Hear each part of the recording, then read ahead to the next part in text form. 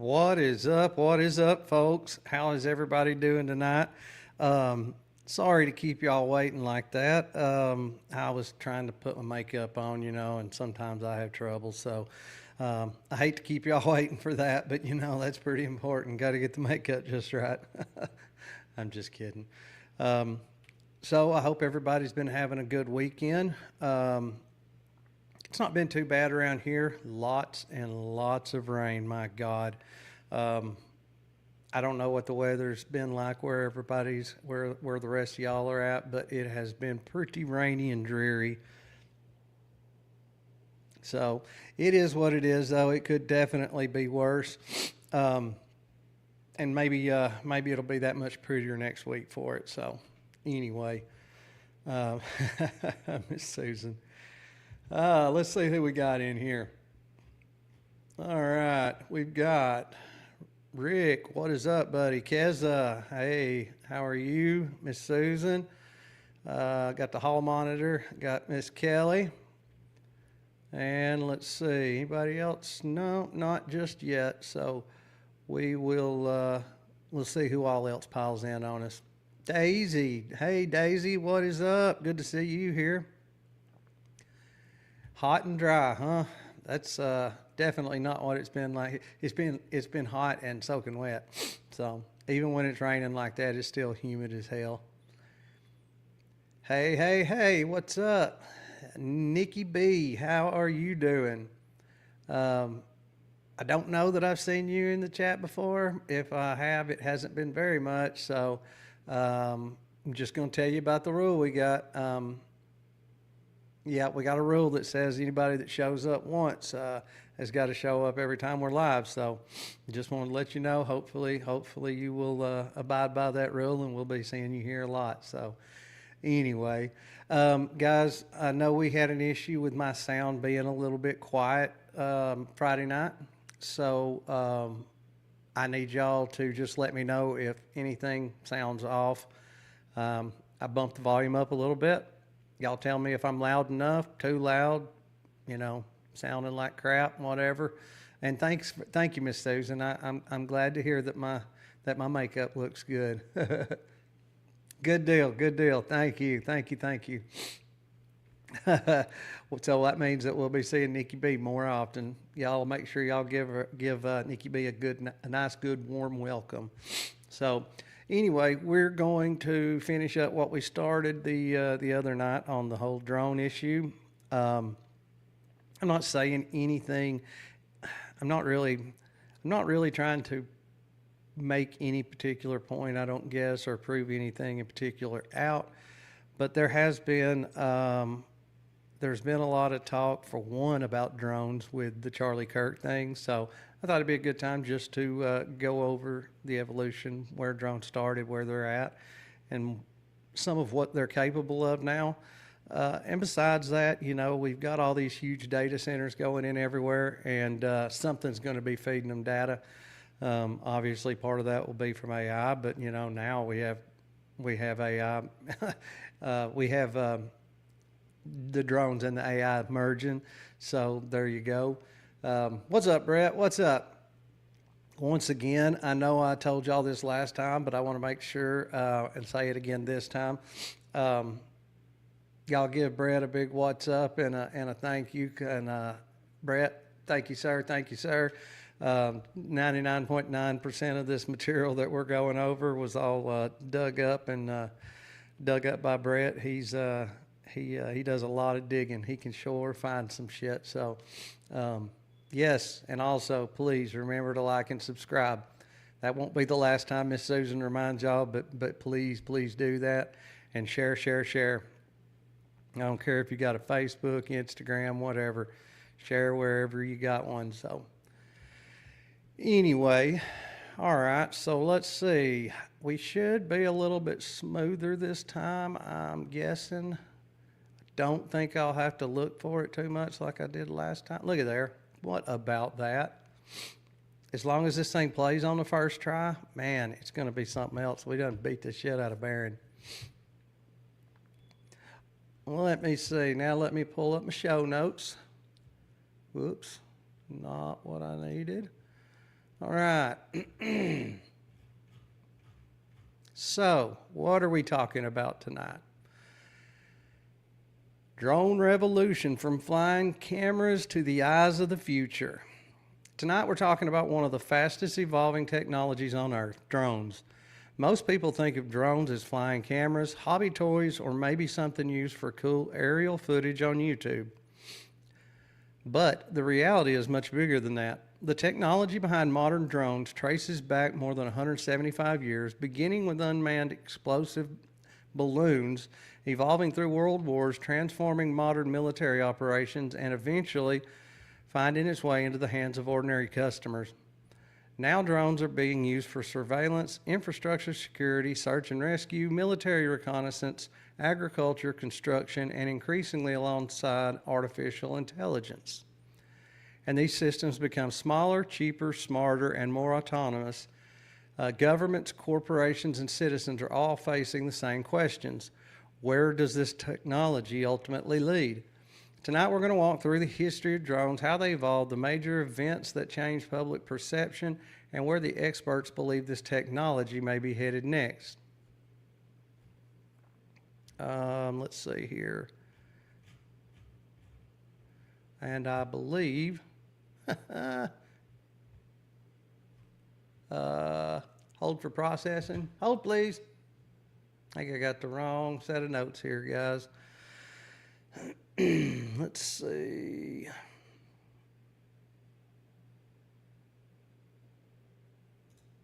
Oh, there it was. God, yep. Guys, y'all boys are professional tonight. Super professional. All right, look, let's start back over, okay? This one is Drone Revolution, AI Swarms, Warfare, and the Future. I thought that sounded familiar as I was reading it. Okay, welcome back. In part one, we trace the history of drone technology from some of the earliest unmanned aerial systems in history all the way to the consumer drone revolution and the security concerns that followed.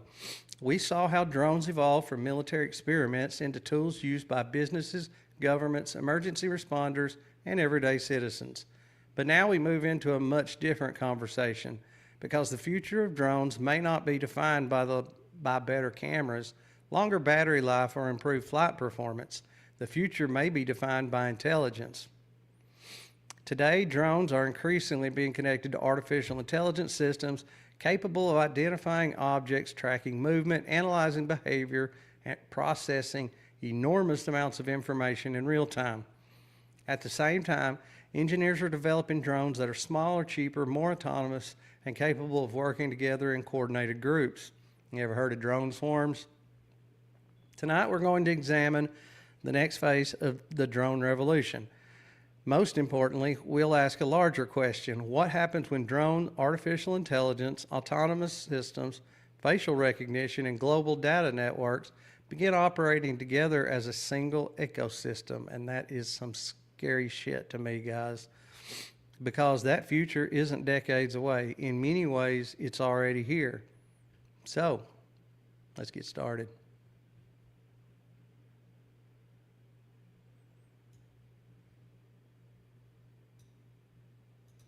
Making a slight adjustment here, guys. Swapping the order up a little bit. Okay. And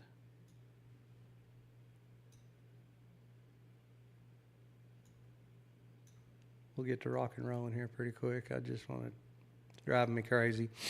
Okay.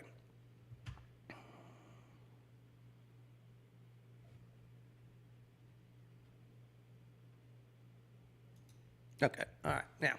There we go. Okay, so now I'm going to be looking back over this way a little more when I read. Maybe that'll, I don't know. We'll see. All right, so.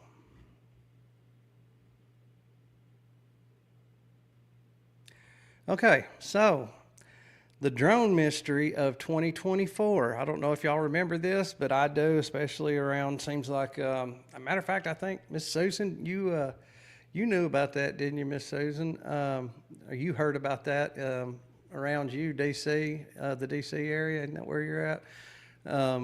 All those drones. I know where else? New Jersey, I think, was one of the biggest places where those things were spotted, but all over.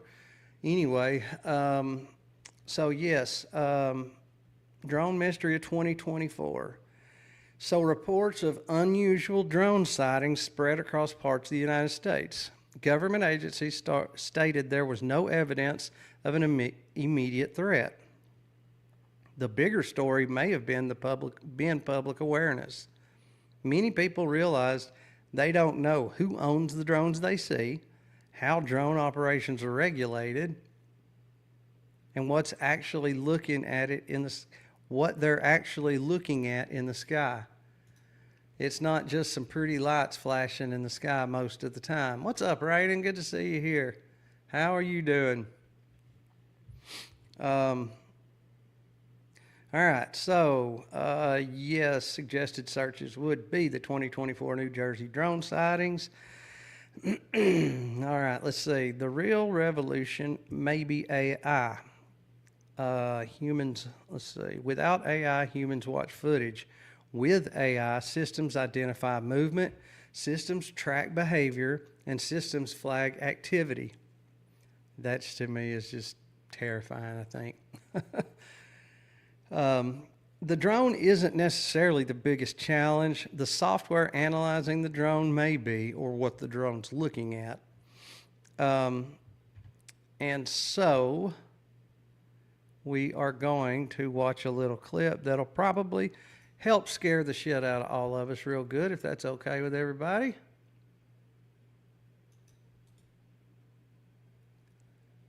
And paste that in there, and let's go. The first unmanned aerial vehicles were created in the early 1900s by Nikola Tesla and William Crowe. Sorry guys, that is not what I was trying to do. It'll get smoother, I promise. The first unmanned aerial... my goodness. Hold on, hold please. Copy. And paste. There are a few key things. Okay. Okay, there we go. That's a little more like it. Fire in the hole again.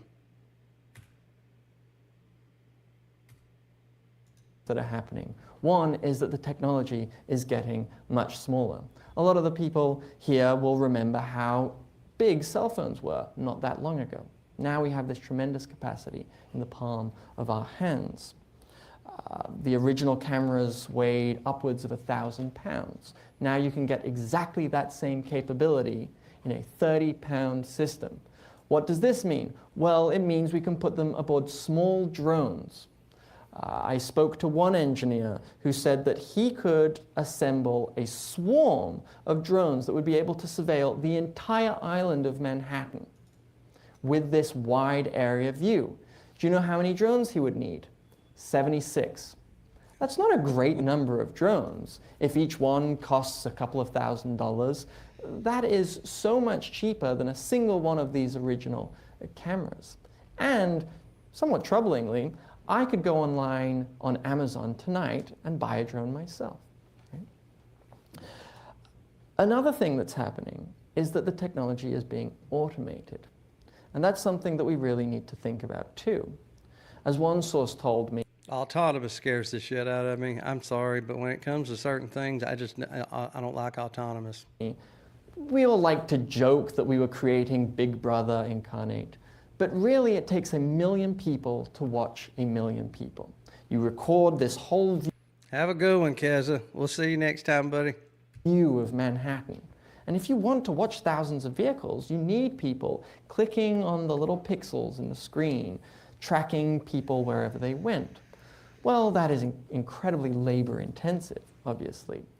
What if, with artificial intelligence, you clicked on a vehicle and said, tell me everywhere it's been and everywhere it's going? Not only that, tell me every other vehicle that is associated with this vehicle. Now that the work that took the CIA weeks in order to unravel this network can be accomplished automatically. There's more though. Say you want to prevent crimes before they happen. Well, there are a number of things that will tell you that a crime is about to occur. Vehicles that are associated with violent assaults, for example, are often seen to exhibit a very consistent set of driving behaviors in the lead up to the crime. They will drive around aimlessly. They will do sudden U-turns in areas where people are generally not prone to exhibit that type of behavior. Well, what if you said to this computer vision algorithm, tell me every time a car exhibits suspicious driving behavior in this city? And then it will be able Much as I swerve around whenever I'm out driving, my God, I'd be in trouble all the time. to tell you every time a person does a dodgy U-turn. In fact, when I was on my way to a company developing that very technology, I got lost in my car. And I had to drive around aimlessly for a while and exhibit the very behaviors that would have flagged me as a threat. So you have to keep in mind that while the technology that we already have is extremely formidable, once it is automated, you really reach that holy grail of all-seeing surveillance. Fortunately, these systems have not been fully automated yet. In that regard, we are still somewhat ahead of the curve. We are also somewhat ahead of the curve in the sense that it hasn't been deployed widely in US cities yet. What's up, Question Everything? Good to see you in here. And so I know that seeing all these technologies emerge, particularly in the context of all the other surveillance technologies that exist. I mean, Facebook and Google gathering all our data, CCTV cameras everywhere, license plate readers. It's very easy to be pessimistic. In fact, I had a rather exhausting interview with someone who clearly had no hope for the future. They said, we are headed toward a total surveillance state and there's nothing we can do. Well, if everyone agrees that we need regulation, my contention is that it is the people who are optimistic who will actually make that legislation happen. Because people who are pessimistic about our prospects have no reason to act. And so on that note, I would just share the fact that even though I spent the better part of 4 years of my life investigating technologies that generally kept me up late at night with visions of an overwatched future, I remain very positive about our prospects.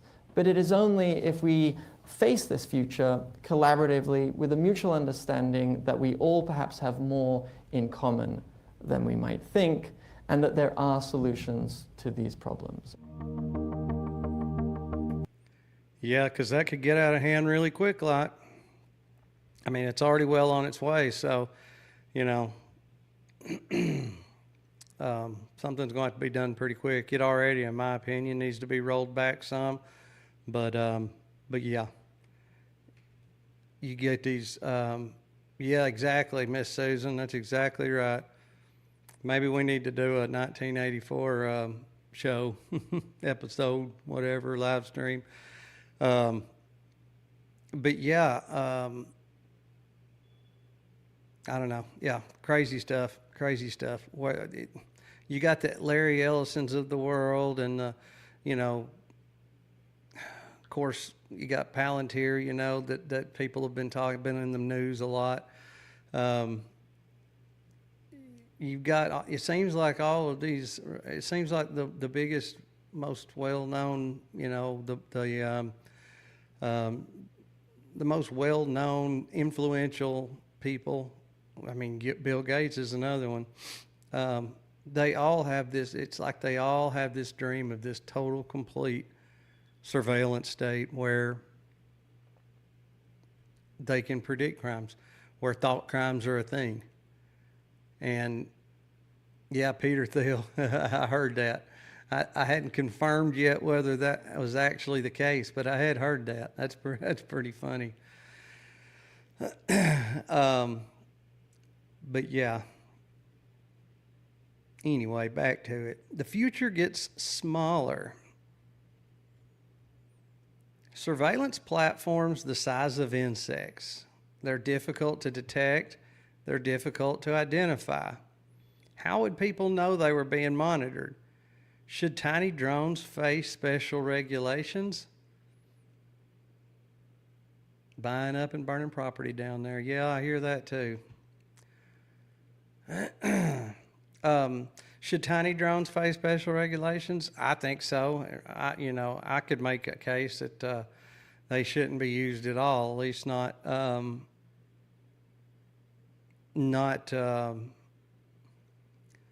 what's the word I'm looking for? I see no reason where an insect-sized drone, something that covert, something that small, should be used by the state. Doesn't matter whether it's local or federal, against the public in any way. That's just my opinion.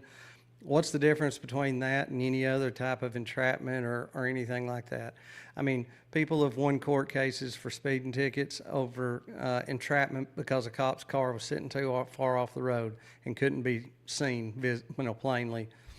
How would you make the case for a drone that looked like a bug if a person was to break the law in some way in front of this thing? I mean, to me, that is just an absolute, like, no, not no, but hell no. Can't happen. I don't know. I guess we'll see. All right, let's watch another clip. Let's learn about some tiny drones. It is scary how small they have gotten.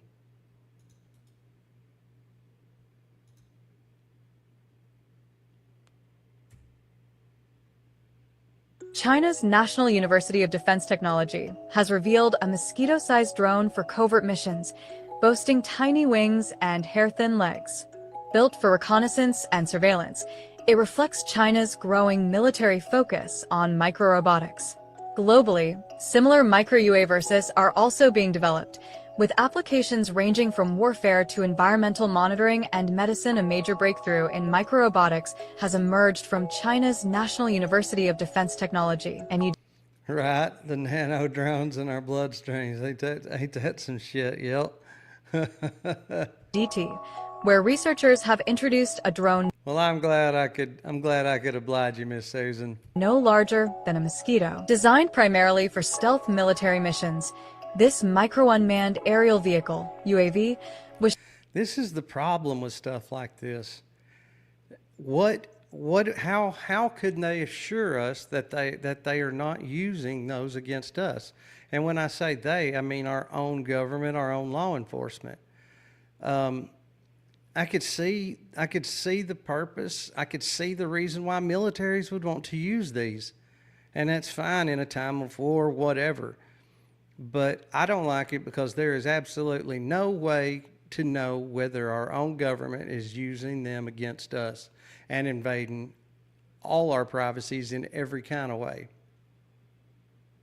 So that's my main problem with these. Showcased on CCTV-7, China's national military television channel. During a televised segment, a student from the institution affiliated with the Central Military Commission displayed the device and explained its intended purpose. Packing functionality into a body the size of an insect requires advanced microengineering. Key components include miniature power systems, sensor arrays and cameras, wireless communication modules, precision flight controls, all integrated into a structure no larger than a coin. One prototype shown featured 4 wings and was controlled via smartphone. Hope they don't have too much invested in that. You know how many times one of them's going to get smashed if it lands on somebody? I know it will if it lands on me. Signaling real-time field adaptability.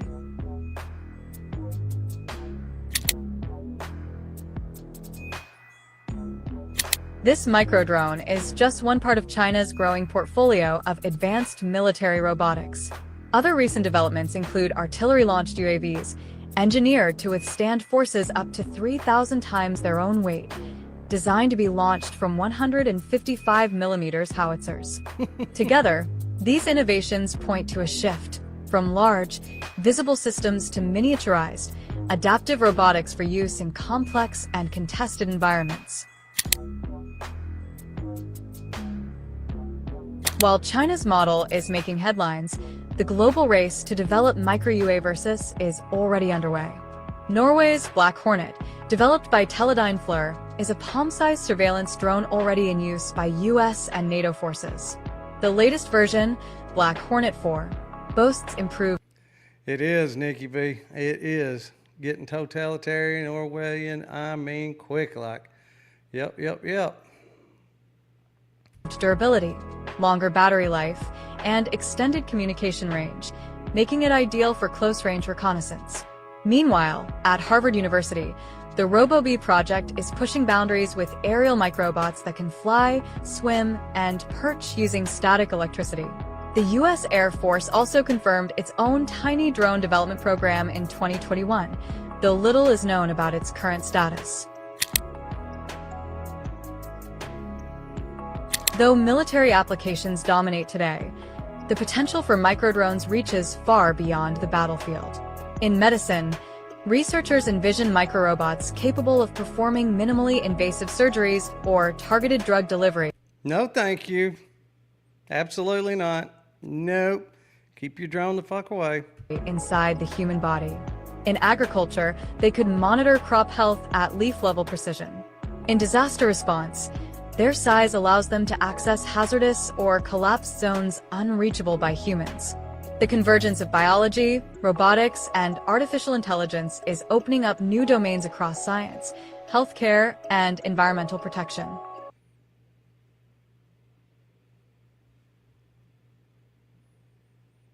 Well, alrighty then. I feel a little more frightened. That's okay. We got more. Let's see how else we can scare the shit out of ourselves. Let's hear some more bad news. This is some crazy shit, guys. This is some crazy, freaky shit. Oopsies.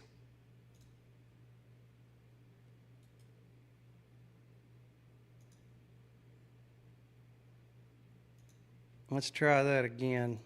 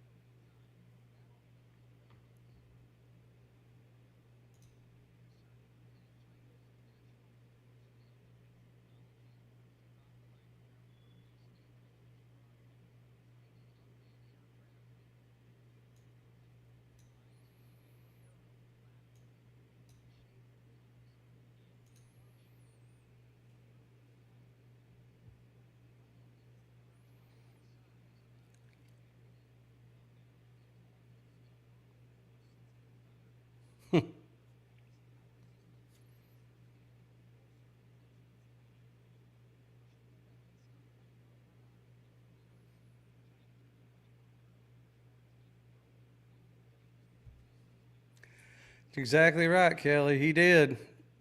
He sure did. The military industrial complex, and he was not wrong. He was not wrong at all.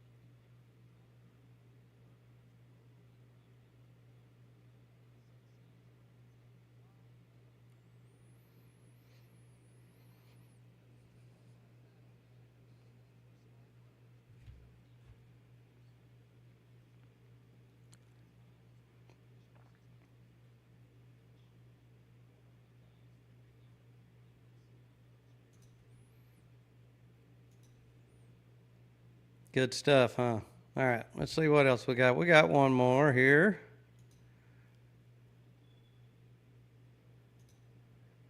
Okay.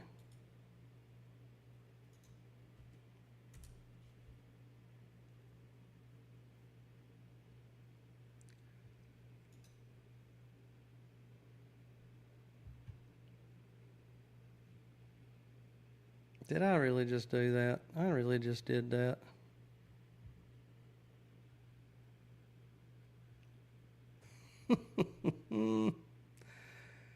Oh God, it's a good one. I guess I need to, I still need to catch up on my sleep a little more.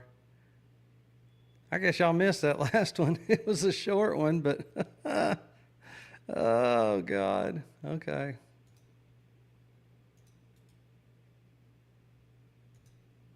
Wow.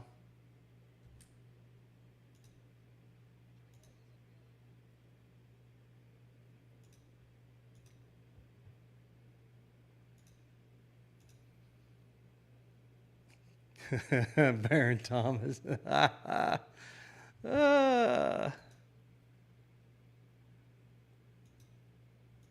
That's funny.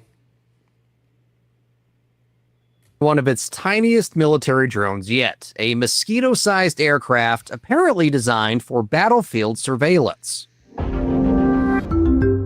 Researchers at China's National University of Defense Technology showed off the microdrone during a state television broadcast. The tiny unmanned aircraft fits between two fingers.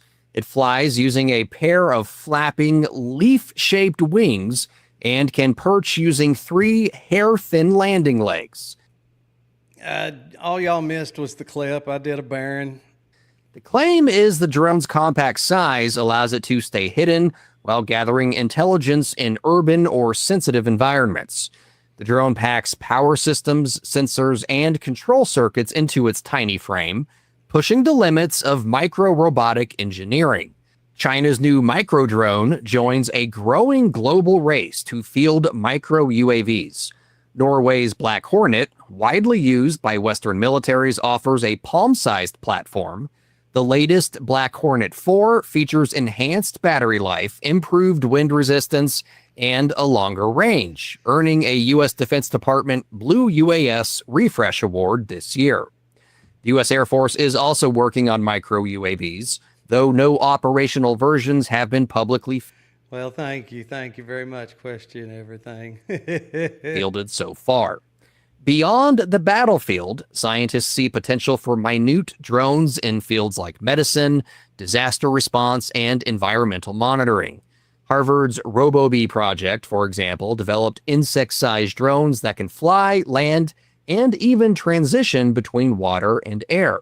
But on the battlefield, these ultra-small drones could become a new tool for silent surveillance, giving militaries eyes where traditional systems can't reach. For more of our unbiased, straight-fact reporting like this, All right, now we're going to go back to the one that I was about to play. Okay, let's see here. Copy. I'm going to drop it in here.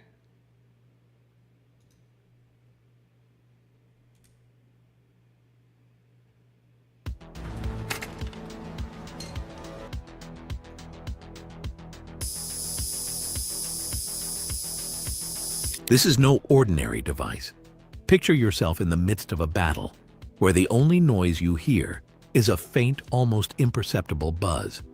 That's not a mosquito. It's the NUDT mosquito, a drone so small it fits between your fingers. Created by China's National University of Defense Technology, this micro-drone is revolutionizing the way we think about surveillance. It operates quietly, effortlessly, blending in with its surroundings, gathering crucial data undetected. In this video, we'll uncover every layer of this tiny... I would love to find one of them things buzzing around somewhere. My God. I'd make sure to send a message to whoever that was on the other end. yet powerful creation, and explore how it's shaping the future of modern warfare and security. The NUDT mosquito, a tiny powerhouse. The NUDT mosquito is a marvel of engineering, packed with incredible capabilities despite its tiny size. At just 13 millimeters in length, this drone defies the expectations of what's possible in miniature technology. Developed by China's National University of Defense Technology, it's not just a prototype, it's a glimpse into the future of stealth surveillance. The mosquito is built with a rod-shaped... What's up, Adam Zaker? How you doing tonight? Good to see you. Good to see you. See, look at there. He minds that rule too. He showed right back up. Yep. Good to see you. Glad you're here. Fuselage made from a titanium aluminum alloy that offers a perfect balance of strength and lightness. Weighing less than half a gram, it's almost impossible to detect by the human eye. Its matte exterior helps the drone blend seamlessly into its environment, while its infrared signature is so faint that it barely stands out in thermal imaging. What's truly remarkable is its wings, leaf-shaped and inspired by insect anatomy. Each wing is driven by a piezoelectric actuator that flutters at a staggering 120 beats per second. This rapid vibration creates a vortex of air that lifts the drone, allowing it to fly virtually silently with a noise level so low it goes unnoticed by anyone nearby. The NUDT Mosquito is engineered to stay undetected, perched motionless for hours, gathering valuable intelligence in complete silence. Cutting-edge technology and stealth features. What worries me is one of these days, not only is it going to be mosquito-sized and maybe kind of at a glance or from a distance look like a mosquito, but what worries me is one day it's going to function like a mosquito and it's going to have a little poker there on it and can, poke you and inject you with whatever the hell they want to inject you with. That's what worries me, because that's already been talked about. Sets the NUDT Mosquito apart is its blend of advanced technology and stealth features that make it nearly impossible to detect. Despite its small size, it's equipped with a suite I know, Miss Susan. I know. of sensors and components that allow it to gather and transmit data with pinpoint accuracy. The drone is fitted with a 300 by 300 pixel camera, which, though low resolution, is enough to spot critical details like a person or a weapon in close range. This camera is paired with a fisheye lens, offering a 160-degree field of view, ensuring the drone captures a wide area with just a single yaw. In low light conditions, the Mosquito's shortwave infrared LED activates, providing enough illumination for a usable grayscale image, even in darkness. Along with the visual capabilities, it's armed with a MEMS microphone that captures sounds from up to 2 meters away, That is just crazy. including voices or keyboard clicks. The microphone filters out the drone's own wing vibrations, ensuring clean, accurate audio. Its stealth is further enhanced by its 9-bit processor, which handles minimal onboard tasks, ensuring that its operations remain simple and its data payload remains light. The drone's encrypted communication and its ability to perch motionless for hours make it the perfect tool for covert surveillance in hostile environments. Power, durability, and flight mechanics. Despite its That's exactly right. Question everything. minuscule size, the NUDT Mosquito That's what we were talking about. Most everything that we enjoy technology-wise at some point came from the military. Most all of it was developed for them and for their use. And then, I've always heard that we were about 30 years behind when it comes to stuff like that. But finally, after they've used it and they've moved on to bigger and better things, we get a little taste of it. It's just like the internet. Like Lord, social media for sure. That's definitely all military intelligence, DARPA, that whole thing. So, like I said, everything that we enjoy technology-wise at some point was some type of military, project. packs a surprising amount of power and durability, making it a highly functional and resilient tool for covert operations. The drone is powered by a 20 milliamp lithium polymer battery wrapped in graphene, providing a surprising 7 minutes of continuous flight or up to 2 hours when perched and listening.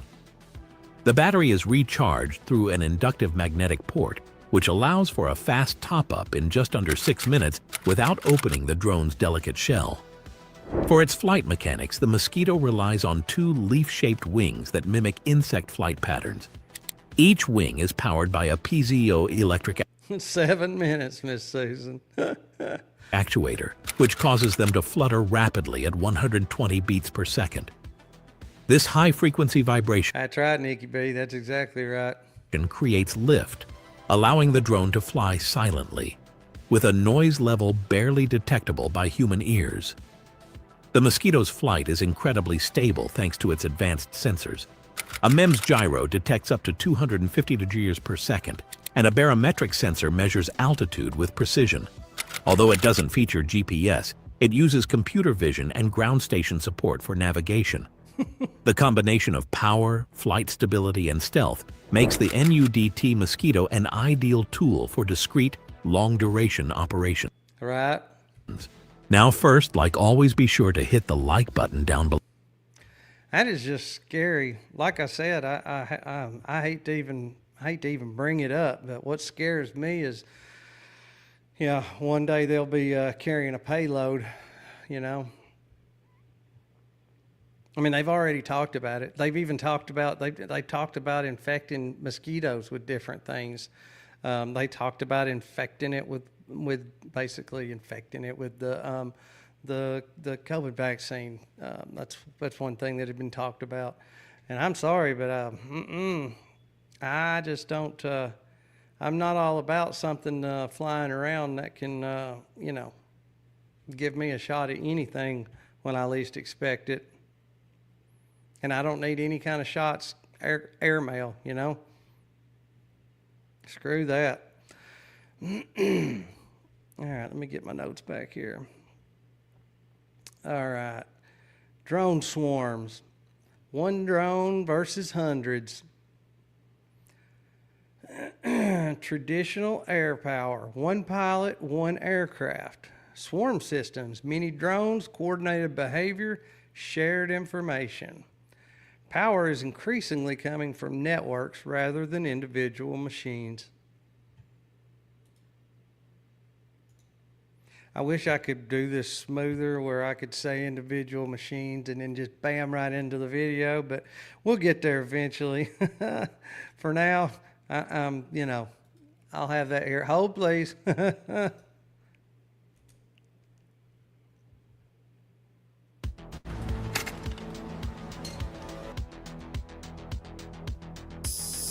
Well, think I done it again, guys. Hold on. Let's try that again. Keep going back with the same one twice in a row.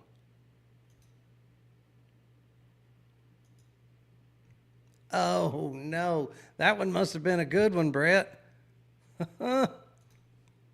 What about that? Let me see. Nope. It ain't available. What about that shit, Brett? Y'all see it right there on the screen.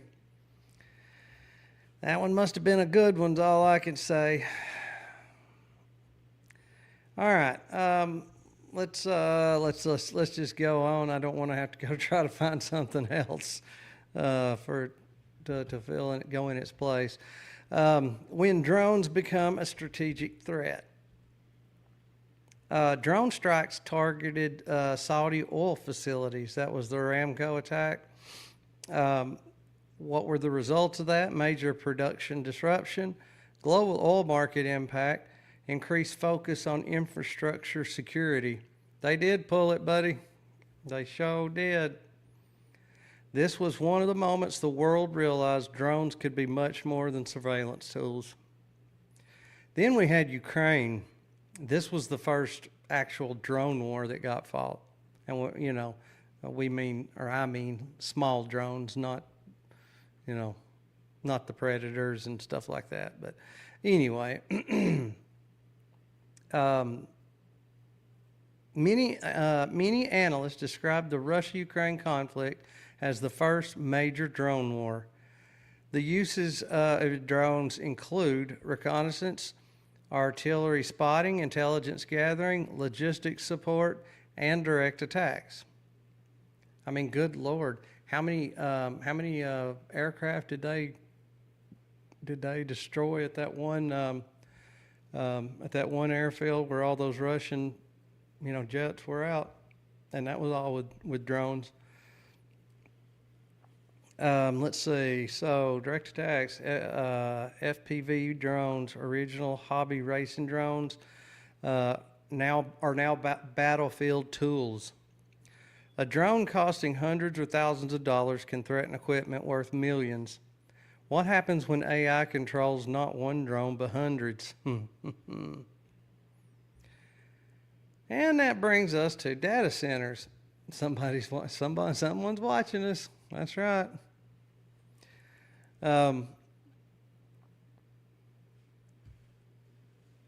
Where I lost my place. Okay, the new protecting the new digital economy. AI requires massive server farms, huge energy demands, and expensive infrastructure. Why drones matter? They're used for mapping, construction monitoring, security, inspections. Kamikaze crabs on the island, Yeah, they love having crabs. Oh, that's funny. Hey, that's some good stuff there now. That's good.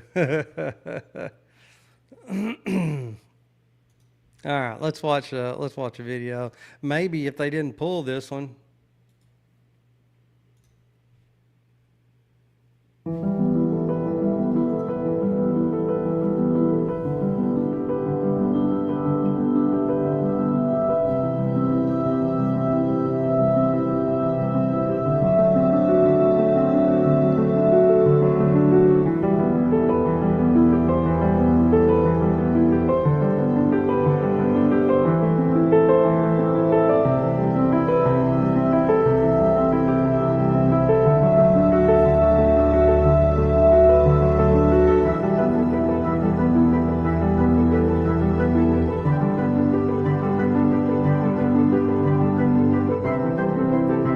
I mean, all this for a bunch of ones and zeros, really, at the end of the day, right? Correct? Am I understanding that correctly? I mean, like, what the hell?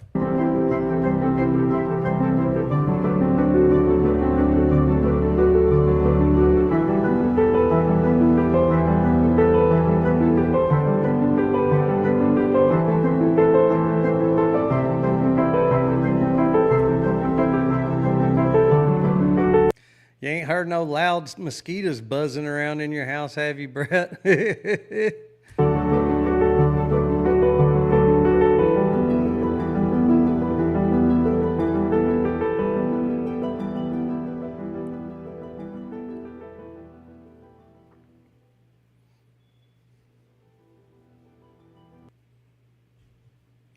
that one was short and sweet. That's all right. We got more.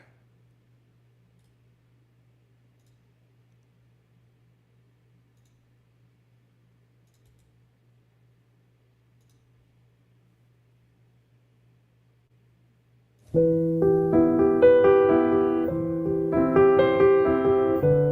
those kinds of crabs.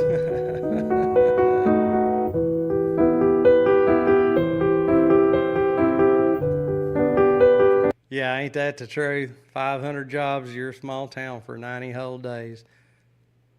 And then, after that is what you got to worry about.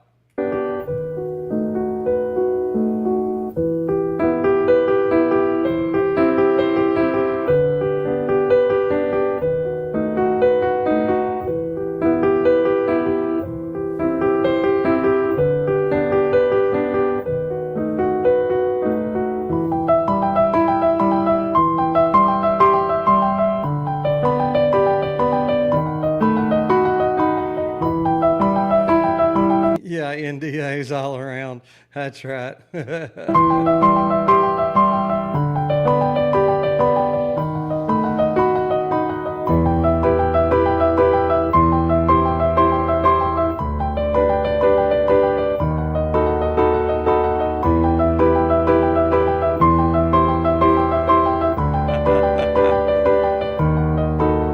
Yeah, I'm hoping it's not copyrighted, but I don't think it is.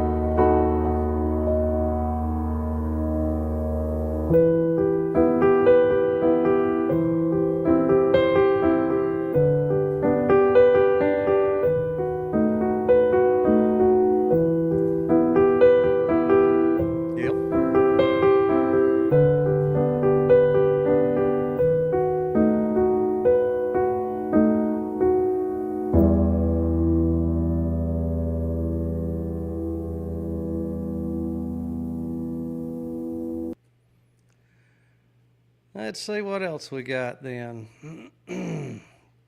Maybe this one will have better music. Brett, they said they want better music next time. Today on Forbes, the next AI arms race is about fortifying data centers. The AI boom created a colossal market for compute, GPUs, networking gear, and the massive data centers that run it all.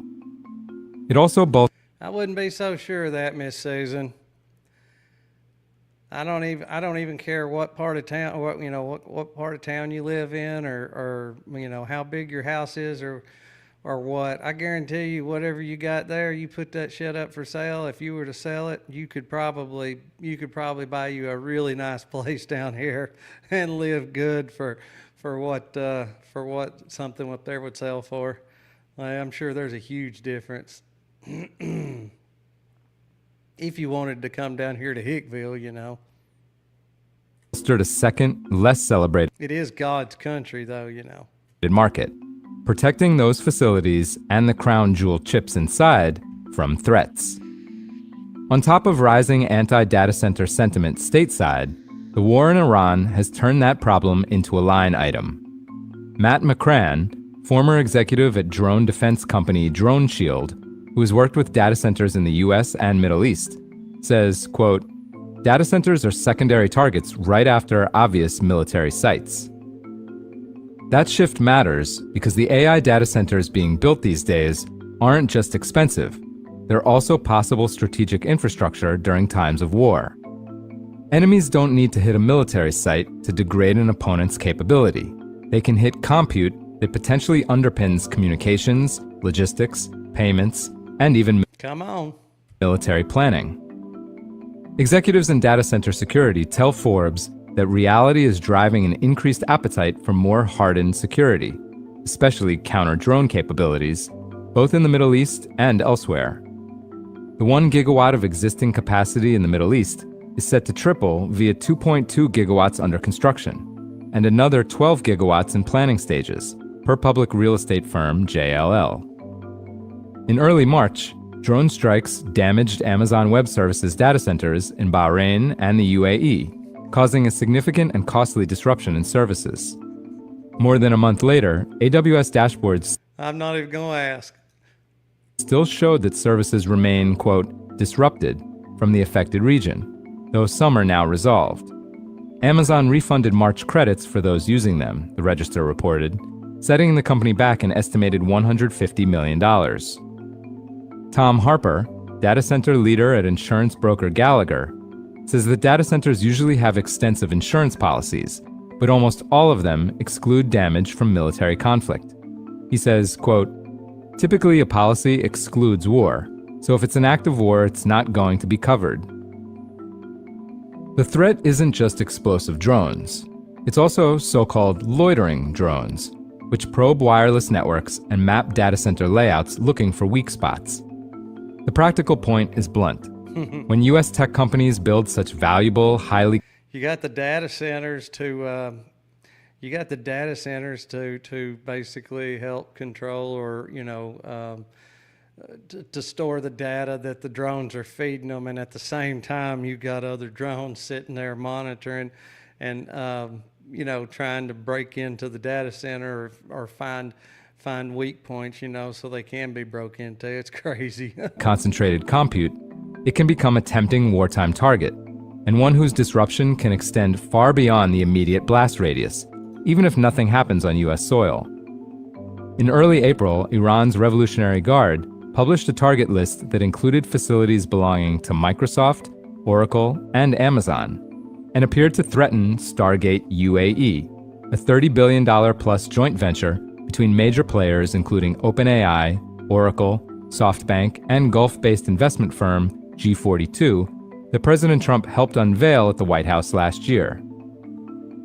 AWS's CEO Matt Garman told Forbes that the industry is, quote, rethinking cloud security as global conflict accelerates. He says, quote, "The world went through a long period, starting before the Ukraine war, of not really having a lot of conflict between nations. And we see some of that ramping up.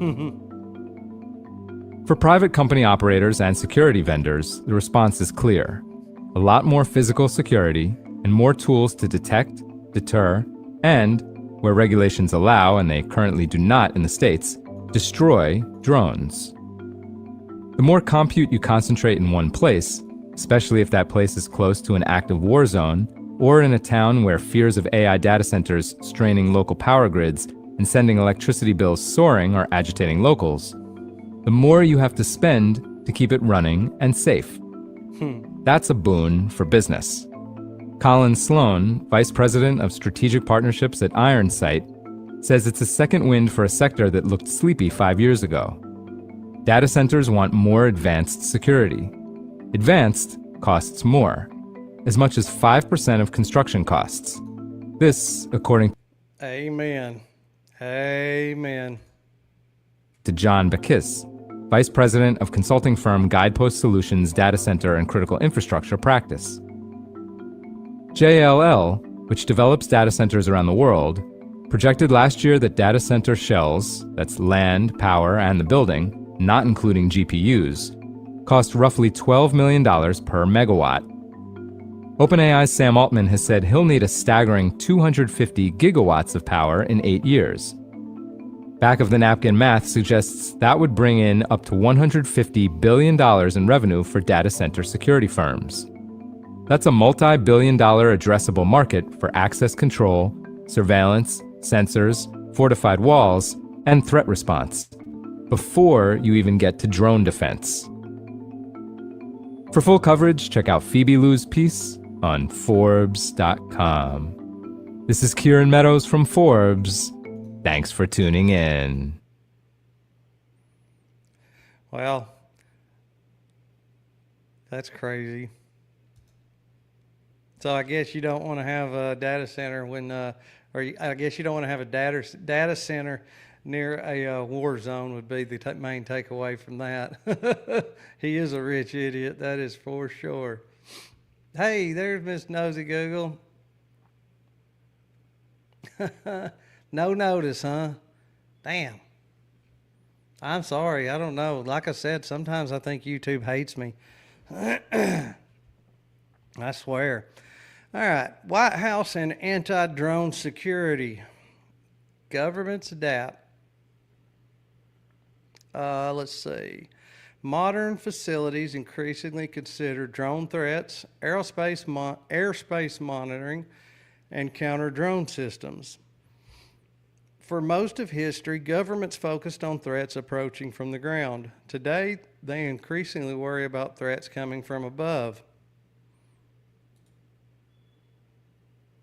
I'll pretend like this was a smooth transition, okay?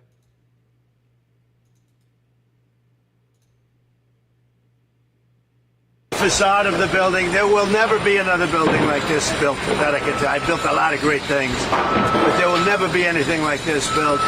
And what we have is the roof is dead flat with absolutely nothing but strength on it. It's very strong steel. It's drone proof, and it's meant for our military to be able to stay on it. You get a view of Washington. Also, for the drone building capacity, some of that takes place right down here. You can see the very large piping and the other things. It's a very complex building. It's all knit together. The roof goes with the ground floor. The ground floor goes with the roof.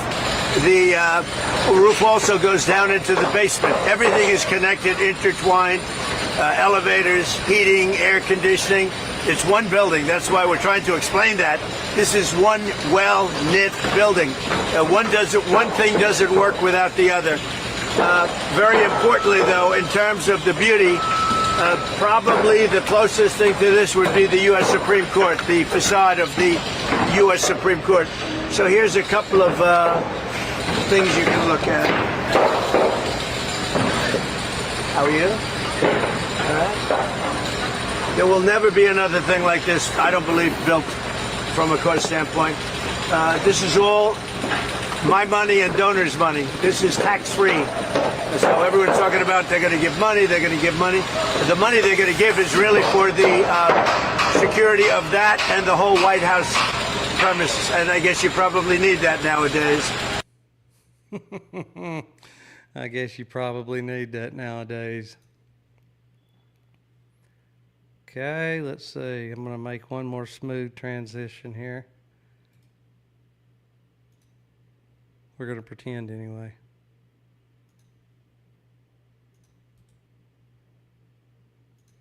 Oh yeah, super smooth. Of our country. When we had, just before COVID, we were so successful. You know, we had the best economy we've ever had in my first term. This term is going to blow it away, I think. And I forgot, this is at 45. This is it will be something very special. So if you look up at the... Yeah, that clip's almost an hour long. Yeah, we'll just pass on that one unless anybody wants to sit here and watch Trump for Trump for an hour. Stupid fuck can't get a ballroom built. He got that reflection pool done. Oh shit.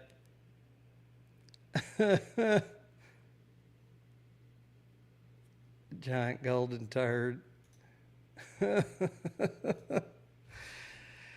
Okay. When most people hear the word drone, they think a flying camera. But looking at history, it's clear drones have become far more than that. They've evolved from experimental military projects into some of the most important technological tools in the modern world. They're helping find missing people.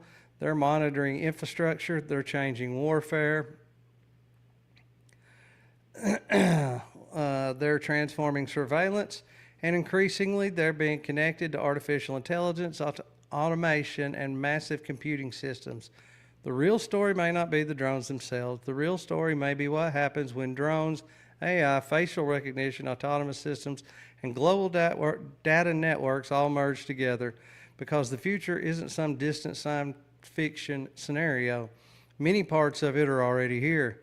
And the biggest question moving forward isn't whether drone technology will continue advancing, it's whether society can keep up with the consequences. As always, I appreciate everybody being here tonight. Let me know what you think in the comments.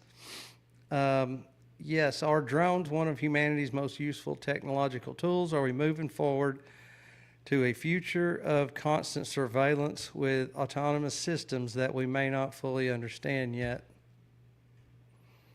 And that's the part that scares me, to be honest with you, because we're there. We are there, or we're very close anyway. I think we've got all the bits and pieces. I think getting, yeah, they will, and that's what I was saying earlier before you got here, Nosy. What worries me, we showed some clips of those like mosquito-sized drones. That's bad enough, but what really bothers me, or what really worries me, is the day when those little mosquito drones actually can carry a payload and, you know, give you a poke like a mosquito and deliver whatever they want delivered to you, you know. So that right there is scary. I don't know. Let's see. So if you could save your country, but that might not help, but that might help enslave its citizens, what would you do? That's a very interesting question.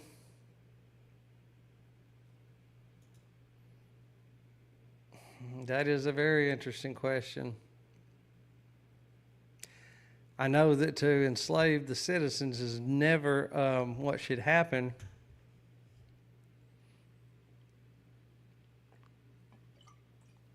I'd hate to be I'd hate to be in government right now and have to make some of those decisions. And look, that's why I'm pretty forgiving to a certain extent when it comes to government. I mean, when it comes to certain things, I know that sometimes there is no good answer. There's no good. But a lot of the shit we got going on right now is not just that. It's just a bunch of self-serving pricks that don't give a shit about anybody else.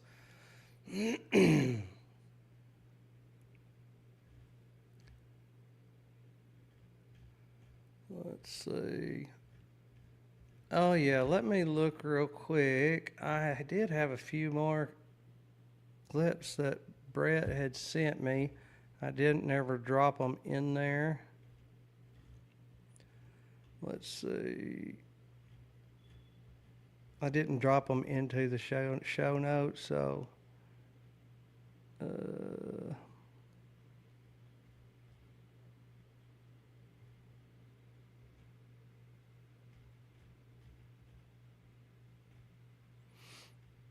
where did it? Okay, yeah, this will be interesting. Why modern drones scare me far more than nukes do. How's that sound?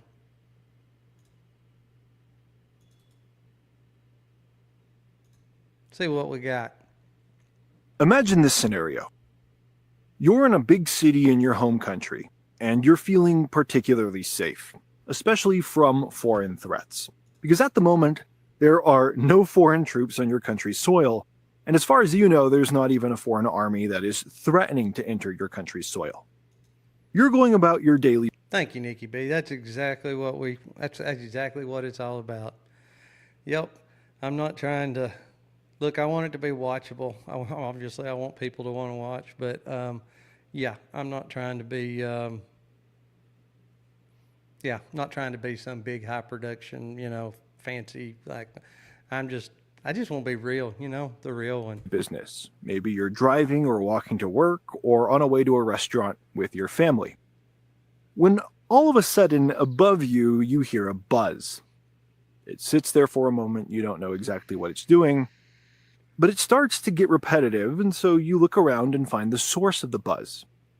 You look up and you see the camera of a drone targeted specifically at you, which has learned your daily habits, which has learned your patterns of behavior, and has come to this location to execute you specifically. The drone issues its kill command, and its job is done. It then wipes itself automatically and is destroyed, leaving absolutely no evidence. And even worse than this was all done using artificial intelligence. So there is not even a signal going from the drone to a handler that can be used to identify who may have done this to you. This could have been somebody from a foreign country. It could have been somebody across the street watching the whole thing happen. It could have been a hacker who hacked this technology from the military and used it for nefarious purposes. But whatever the case, they have managed to perform an execution and very likely will never get caught. Now let's extrapolate this out a little bit. Imagine if it's not just one drone.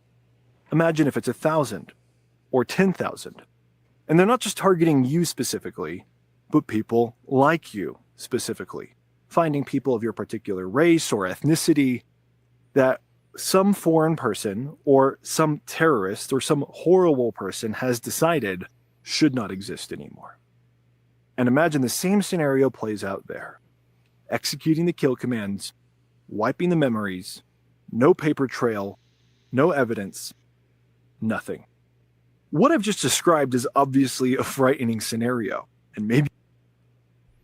Daisy, I know that that's not something that you see a lot, but like airports, I know at least some airports, I'm thinking probably all airports by now have them to keep people from flying personal drones over and possibly interfering with aircraft. But yeah, you got those, and you got military, obviously. Secret Service is supposed to have them. I mean, it's not something that just anybody has, but yes, it's fairly common nowadays. You've even seen this exact scenario or something like it in a science fiction movie. But the scary part is that this is no longer science fiction. The technology to do what I've just described now exists today as a result of Russia's war against Ukraine, where both sides have been developing AI-powered autonomous drones to allow drones to carry out their missions without being interfered with by jamming technology from the other side. These drones are becoming capable of identifying We'll catch it later, bro. It's all good. human targets on the battlefield and making independent decisions on whether or not to execute that target, allowing, theoretically, for the possibility of anyone who gets this technology in their hands to execute people without leaving a paper trail. For me, this technology is perhaps the most frightening thing that humanity has ever developed. And for me personally, it frightens me a whole lot more than nuclear weapons do, for a couple of different reasons. Number one, the drone technology I've just described, in comparison to nuclear weapons, is easily accessible and is theoretically available at some future date for below $1,000 US, an extremely low cost for a technology that is that destructive. And for comparison, Sure. If you look at that ticker going across at the top, it's got my email address on there. Just, shoot it to me. often cheaper than a high quality That's the real one, pcast@gmail.com. assault rifle. Number two, the reason this technology scares me so much more than nukes do is because, Was that some good coffee, Kaza? unlike nuclear weapons, drones of this type are not weapons of mass destruction, which makes them far more likely to actually be used. I've talked about nuclear weapons in videos in the past, and I've explained why I don't fear nuclear weapons really at all. Because it is simply unreasonable for anybody, even the most despotic dictator, to actually pull the trigger and use those nuclear weapons. And I have a whole lot of other reasons for believing that, and I go in a whole lot more depth in my other video. But these drone technologies, unlike nukes, can be used at a relatively small scale. And even more than that, they can be used at a scale that does not demand, or perhaps does not even allow, retaliation. The big problem with using a nuke is that everybody knows who uses it, and the person who uses it always ends up getting destroyed. That is a big deterrent to that person actually using it. But with autonomous AI-powered drone technology, you may not even know the person who used it to retaliate against. And even if you did, the scale of attack might be smaller that you can maybe justify not doing it. Thinking about this, what scares me the most about these types of drones isn't even how they might actually be used, but how they might be threatened to be used, which is the main way that nuclear weapons have been used. The world has seen, for example, how Russia has gotten away with attacking Ukraine without a large response from the Western world, because the Western world has been afraid of Russia potentially using their nuclear weapons. When this drone technology gets into the hands of the entire world, individual world leaders might choose not to make certain decisions against criminals or bad actors of all kinds, because they might be afraid that they personally, or their families personally, could be targeted by these types of attacks without a trace. And that is exactly how bad actors will try to use them.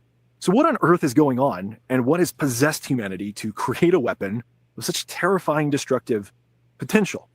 And unfortunately, what we see is that the reason this modern technology is now being developed to take human lives is largely similar to the reasons that nuclear weapons were developed during World War II. Because unfortunately, the good guys realized that if they didn't develop that technology first, the bad guys were going to get to it. We know, for example, in World War II that a large reason nuclear weapons were developed by the United States was because Germany had an active nuclear weapons program. And in fact, a large reason the United States was able to finish their nuclear weapons program was because they brought in German scientists who were perhaps even ahead of the United States for a time in that area of research. The destructive potential of the atom bomb was created because the bad guys who wanted to create these types of weapons were not stopped in their tracks earlier in the process. And so the good guys had to develop these escalating, terrifying weapons. And that is exactly what is happening now with autonomous, AI-powered killer drones. The reason these drones are being developed on the battlefield in Ukraine is because Russia is developing them, and so Ukraine also has to develop them in order to defend itself in a conflict that it sees as an existential threat for the future of their people.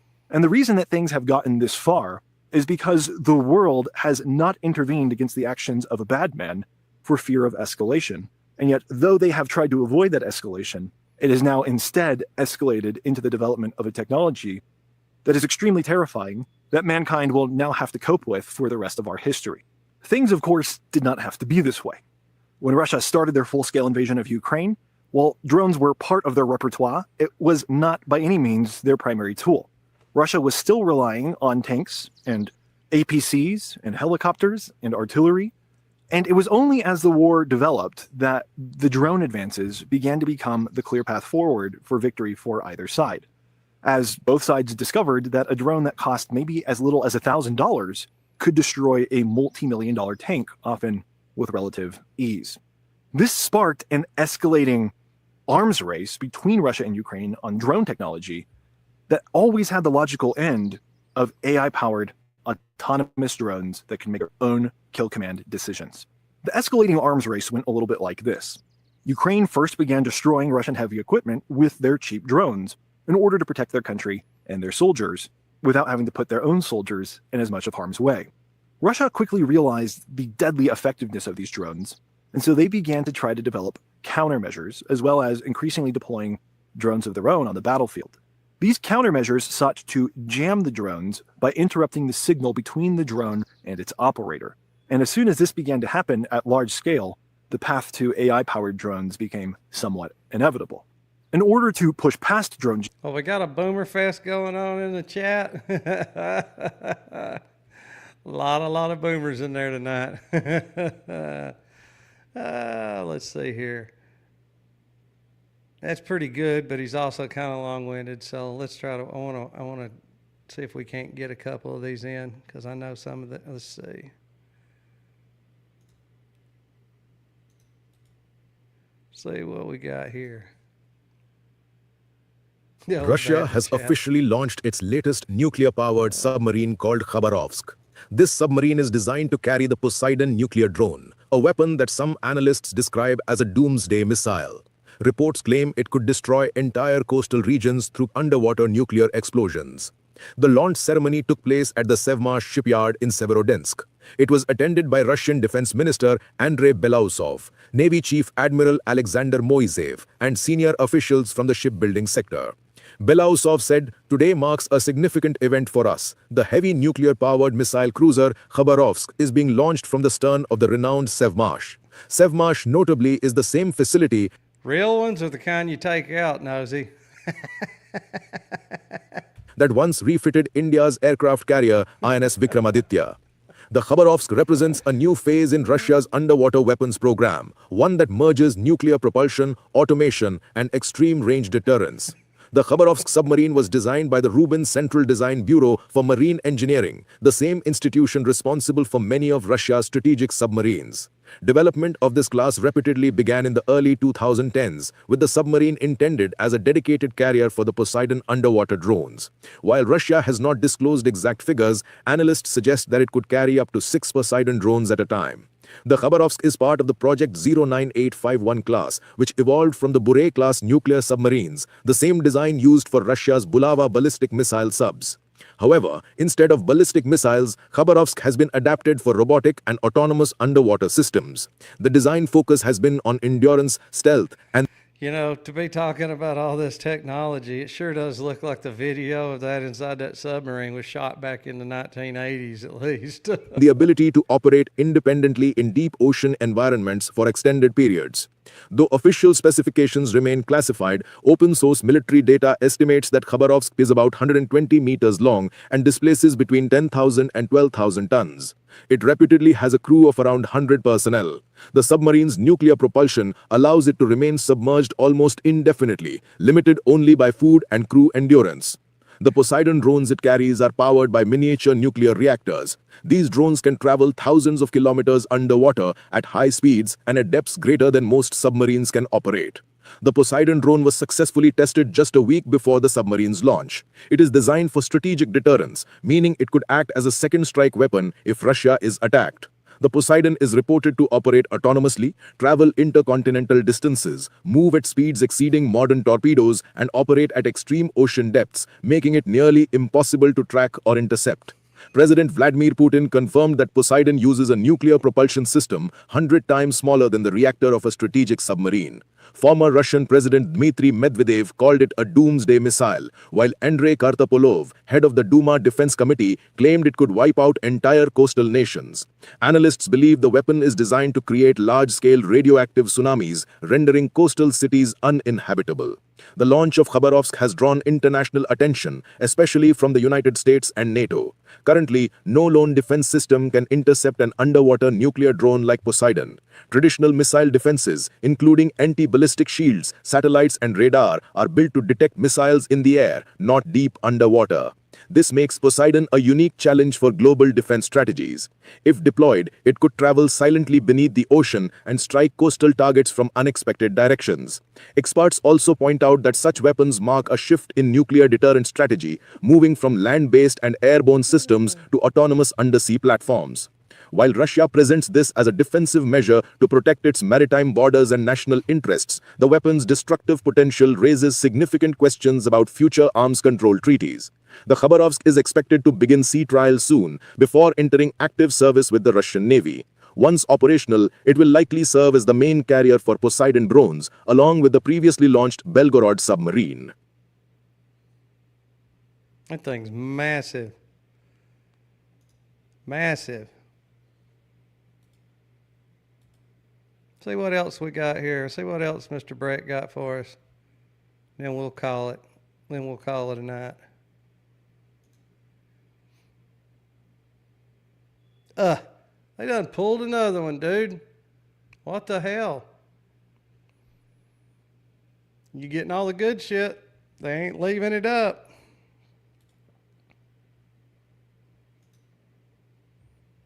Told you YouTube hates me. It's crazy. That's crazy.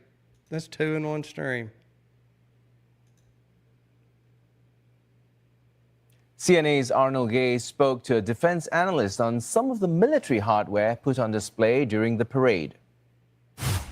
So this one, there were a number of big reveals at the Victory Day parade, and the one that you were most excited about is this one, the DF-61. Why? Yes, this is certainly the cherry on the cake, Arnold, because it did not appear in satellite images during the rehearsals. It was not on social media images. It's a canisterized weapon, and based on the size of the canister, I expect it to have a longer range than the DF-41, which it replaces.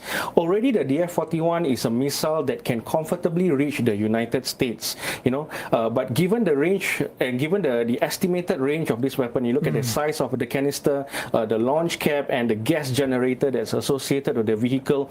My estimate is that this is a weapon that is able to attain. No, Nosy, why you say that? No, just from here.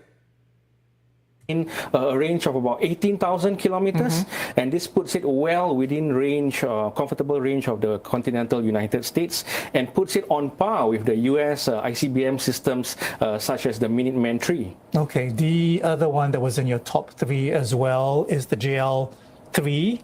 Tell us about the JL-3, although we're looking at the one here. Yeah, we're looking at the JL-3 right here. So this particular weapon has been rumored to exist for several years now. It has been appearing in US congressional. Hey, thanks for coming out, Nikki B. Look forward to seeing you next time. Report from the Department of Defense. The reason why this weapon has generated so much interest is not because of the range. I mean, it has a range of more than 10,000 kilometers. That is significant, but because it is launched from a submarine, which is the Chinese Jin-class submarine, and that makes the deployment of the weapon very hard to predict.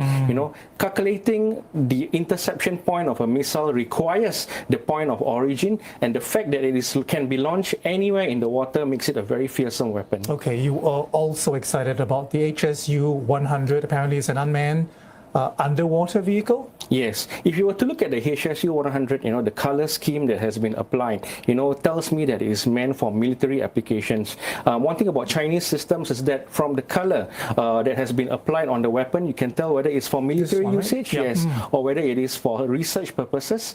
It has got an X-form radar, which tells me that this is going to be deployed for observation missions, long-term observation missions in shallower waters. It's going to be going very slow. know, and collecting data on enemy submarines, perhaps. You know, that's what the features of the item or the system is telling me. Right. And Rizwan, you also set up when the AJX-002 appeared, you know, on the screens. Why? Yeah, that's a very interesting weapon to me because from the looks of it, it is based, this particular weapon, it is based on a Russian system known as the Poseidon. And the North Koreans have also adopted the same weapon system for use as part of their nuclear arsenal. We do not know if the Chinese will similarly adopt the AJX to be used with nuclear payloads. But what the North Koreans have did is that they have incorporated a type of payload that detonates underwater and creating a mini radioactive tsunami that can overcome an adversary's coastal defenses, which is pretty concerning capability if you were to ask me. So we are not sure if the Chinese are going to be modifying this weapon to carry a similar type of payload. But the fact that they have been applied with a black paint scheme, suggests to me that it will definitely be deployed for ISR, which is collection intelligence spying operations and perhaps gathering data and information on what's beneath the water. We also saw pictures of a number of drones, unmanned aerial vehicles. Absolutely, Daisy. You too. Thanks for showing up. Thanks for coming out. And yeah, get that list together, question everything, and just shoot that over to that email. Can you tell us what that suggests in terms of what the PLA intends to do with them? Yeah, I think I see a lot of laser weapons and unmanned systems incorporated onto platforms that previously did not feature unmanned systems. So what this tells me is that China has perhaps gathered a lot of lessons from the ongoing war in Ukraine, where we are seeing an extensive deployment of unmanned systems, commercially off-the-shelf unmanned systems that are cheaply available. I think that's concerning for China. They know that this is one of the Last one. Let's see what we got. Tensions continue to spiral in the Korean peninsula. North Korea claims it has conducted a test of its underwater nuclear weapons system. Test of the Hail 523 system, a name Pyongyang has given to its nuclear-capable underwater attack drones. It was carried out in the waters off its east coast. Now, in a statement, a North Korean military spokesperson flagged hostile military maneuvers of the navies of the US and its allies. Pyongyang's drone is named Hail, Korean word meaning tidal waves or tsunamis. As per state media KCNA, the new drone system is intended to make sneak attacks in enemy waters and destroy naval strike groups and major operational ports by creating a large radioactive wave through an underwater explosion. The Kim Jong-un regime is showing off its increasingly diverse nuclear threats to Washington and Seoul. Pyongyang banks on silos, rail cars, submarines and road mobile missile launchers and is now adding the underwater nuclear drone to the mix. North Korea intends to signal to US and South Korea that a war, the potential vectors of nuclear weapons delivery that the allies would have to worry about and target would be vast. However, analysts are skeptical about whether the underwater nuclear weapons system is ready for deployment. It is unclear whether North Korea has fully developed miniaturized nuclear warheads needed to fit on its smaller weapons. Now, this week, the navies of South Korea, US and Japan staged 3-day joint drills until Wednesday, alongside the US aircraft carrier Carl Vinson.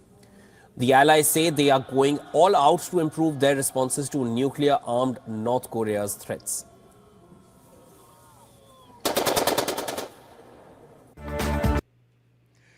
Well, at least somebody's was suggesting it. So I don't know why that happened, Nosy. That's crazy. Well, I guess that's enough crammed in for one little show. I guess it could have been smoother, but it is what it is. We'll get better as we go. I think it was some good information. I think now. Everybody's going to think twice whenever they hear a loud buzzing, and if you see the neighbor kids flying drones around, just remember, it might not be just a regular old drone. It could be some super top secret, something dangerous. So just always remember that, keep that in mind. It is a good idea to realize where these things are going, though, and hopefully we don't end up, even though we're almost there with the surveillance state. Maybe lots of prayers. Maybe we don't end up there completely. So, guys, I thank y'all for coming out. I wanted to jump on, do a live hangout with y'all guys in the chat. I really enjoyed it. I don't know if I'm going to do a show tomorrow or not. Y'all just have to keep an eye out. But then I should start back on my mornings, I do believe, is what my plan is. So, yeah, I'll keep y'all posted on that. We got to get hammered back out to a schedule. So, yes, please like the video. Please share it. Please subscribe. Anybody that's not subscribed, really, really, really helps a lot. Anybody wants to help support me in the meantime until I'm monetized, I have my 3 links pinned at the top of the chat. And they're also in the description of the video. Got Venmo, Cash App, and PayPal. Just whatever flavor you prefer. So, all right, guys. Again, thank y'all. I had fun. And I hope everybody has a good night. And we'll see y'all all really soon right back here. Thanks.